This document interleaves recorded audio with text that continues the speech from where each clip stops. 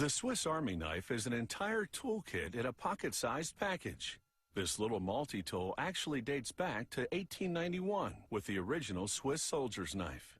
It wasn't long before it morphed into other versions for sale to the general public, and a century later, it continues to come in handy.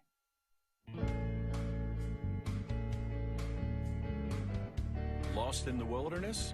Or are you a serious multitasker? Either way, a Swiss Army knife has tools to help you cope.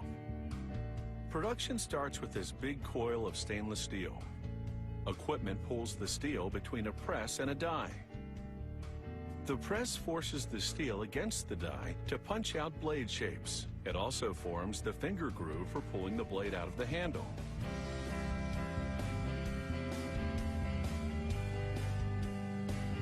They mass-produce parts like can openers and pliers using the same technique.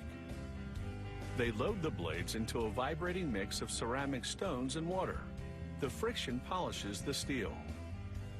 A little powder keeps the parts from sticking together. After several hours, they activate a powerful magnet to extract the parts from the vibrating mass. The process has smoothed the blades significantly, but the metal is weak and dull. So a worker arranges the blades on a mesh conveyor, which goes into an oven that exposes them to intense heat. A quick cool down follows, which toughens the steel considerably.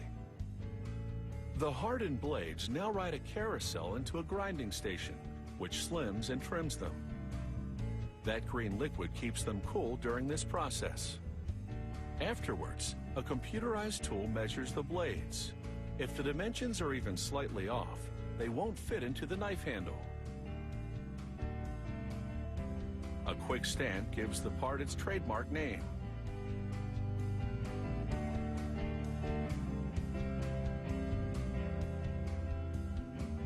To build the Swiss Army knife, they slide everything onto brass rivets, beginning with an aluminum spacer. A flat metal spring goes on next, followed by a can opener, a screwdriver, and an awl, a punch to make holes in leather. They stack another spacer and spring on top.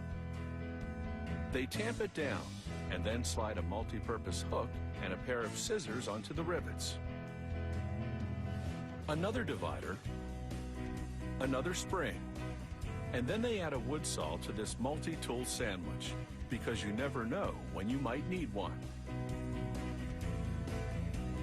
They press fit the main blade, a corkscrew, and a smaller blade onto the assembly. One final spacer, and then they secure the rivets with attachments called bushings. Incredibly, they've packed 9 tools into a bundle that's just under an inch thick. They chop off the tops of the rivets to make them flush with the bushings, and then this spinning tool flattens them.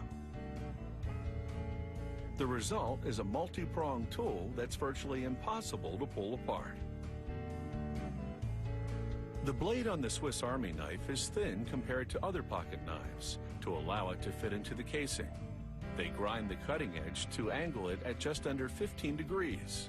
This makes it razor sharp, ensuring there won't be many dull moments in this blade's lifetime. They measure the angled edge with a laser to verify that it's on the mark. And now it's time for the handle. It comes in 2 parts. They sandwich the tool bundle between them and press everything together. This embeds the bushings in the handle's holes for a tight installation. Amazingly, there's still space in this Swiss Army knife for a set of tweezers and a toothpick.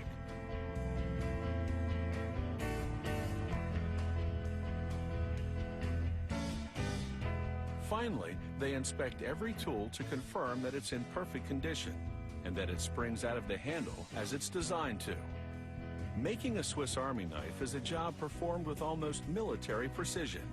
There's no room for error when it comes to packing all these tools into a pocket-sized unit. And once they do, this multi-tool is ready to spring into action.